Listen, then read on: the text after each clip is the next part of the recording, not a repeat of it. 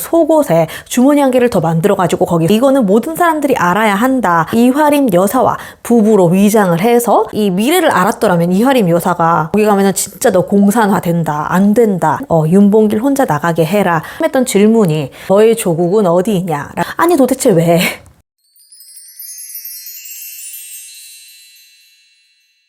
안녕하세요. 고작가의 휴먼레코드입니다. 여러분의 구독, 좋아요, 알림 설정은 저에게 큰 힘이 됩니다. 부탁드립니다. 이화림 여사가 그 김구의 한인애국단 소속이었단 말이에요. 윤봉길, 이봉창처럼 같이 활동을 했어요. 하지만 백범일지에는 한 줄도 나오지 않죠. 이화림이라는 이름 자체가 아예 언급되지 않습니다. 아니 도대체 왜? 오늘은 한번 그 이야기를 해보려고 합니다. 이화림은 1905년 평양에서 가난한 집안의 딸로 태어납니다. 그런데 이제 그녀의 어머니가 그 선교사 집에 가정부로 있으면서 선교사와 이제 인연이 되어서 기독교 학교에서 좀 학교를 다닐 수 있었고, 그리고 그 이후에 이제 3.1운동이 일어나요. 그런데 이제 오빠들이 막 3.1운동에 참가한 다음에 막 중국으로 갔기 때문에 막 일본군들이 계속 집에 와서 오빠 어디 있냐, 오빠 안 왔냐라고 물어봤기 때문에 좀 자연스럽게 10대 시절부터 항일의식 이런 것들이 세워지게 됩니다. 그리고 이제 오빠를 따라서 계속 중국에 가고 싶다는 생각이 드는 거예요.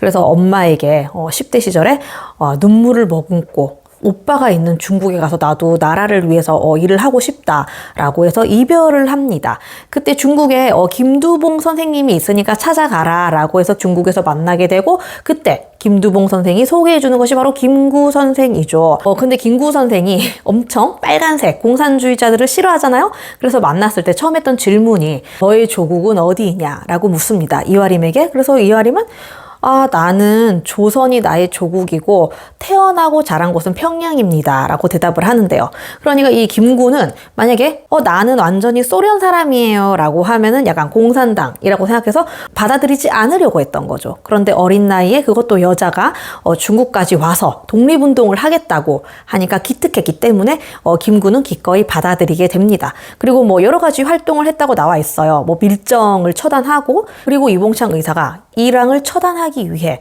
그 수류탄을 가지고 일본으로 넘어갈 때 이렇게 검사를 하잖아요. 막 소지품 같은 거.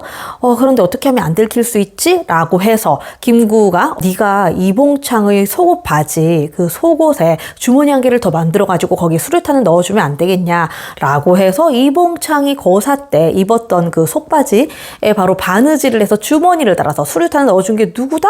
바로 이화림 여사란 말이죠. 예, 우리가 근데 전혀 몰라요. 예.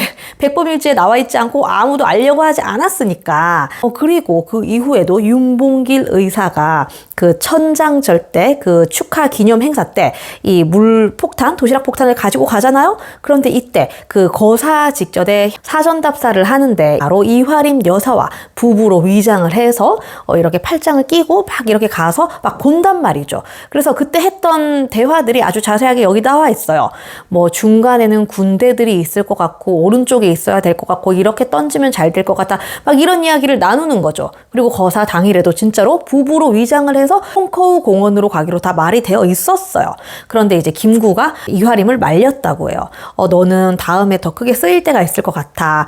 혹시라도 붙잡혔을 때 서로 진술이 다르면은 약간 위험할 수도 있고, 그리고 너는 일본말을 못해서 약간 부부로 위장한 것이 어색해 보일 수 있다. 그러니까 이번에는 윤봉길 혼자 나가게 해라 라고 해서 윤봉길 혼자 나가서 이제 던졌고, 그런데 이제 이화림은 이때 어떤 생각을 하냐면은 너무 일본의 경비가 삼엄해진 거예요. 그래서 이 상하이에서 뭔가를 할 수가 없어. 그래서 이때 김구에게 이화림이 저는 뭔가를 좀 더 하고 싶습니다. 그래서 떠나겠습니다 라고 하니까 이제 공산당 측이 간다는 걸 아는 거지. 그리고 이 당시에 이 김구의 한인 애국단이라는 거는 개개인의 소탕전이었어요. 그러니까 한 명이 희생해서 한 명이 이렇게 하는 거야. 그런데 만약에 그게 잘못되면은 그냥 물거품이 되고 그 사람만 죽는 거지. 그런데 약간 이화림은 이러한 개개인의 소탕전에서도 좀 약간 회의를 느끼고 있었어요.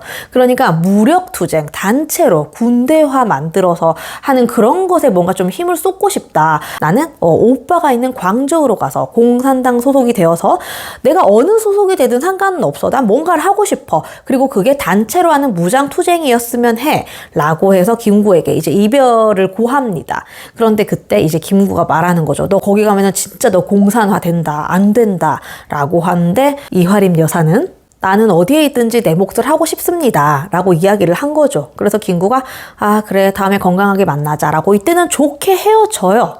그리고 이제 광저우로 가서 그 김두봉 선생의 그런 제안에 따라서 중산대학 의과대학에 입학을 합니다. 그러니까 이제 부상병을 좀 돌볼 사람도 필요하다, 의학 지식이 있을 사람이 필요하다 라고 해서 이제 의대생이 된 거죠. 김구의 한인 애국단이, 제가 개개인이 소탕전이라고 했잖아요. 그런데 이때 이 김원봉의 의열단도 같은 개개인의 소탕전이에요.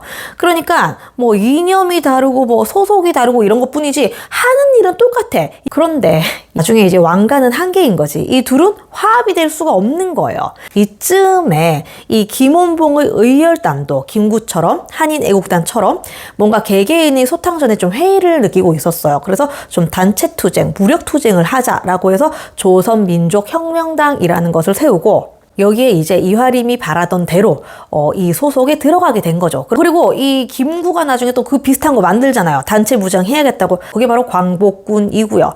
그러니까 정말 하는 일은 비슷하고 대항하는 적 일본인 것도 똑같은데 이렇게 나뉘어 가지고 싸웠다는 게 참 안타깝고요. 그런데 해방이 됩니다. 정말 도둑처럼 찾아오죠. 해방이 되었을 때 계속해서 의대 생활을 하고 있었어요. 이 이화림이. 그래서 의대를 졸업을 하고 내 고국 평양에 가자라고 하는데 네, 어떻게 되죠? 한국전쟁이 일어납니다.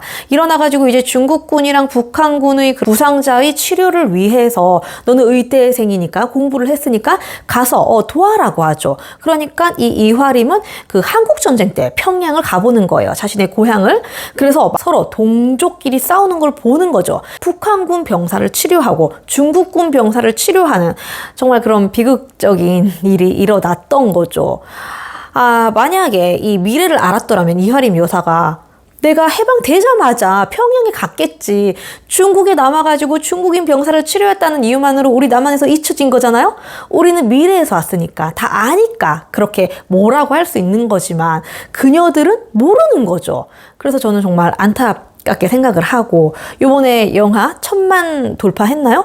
파묘를 보면은 이화림이라는 이름을 가진 극 중에 김고은이 그런 역할을 하고 있죠.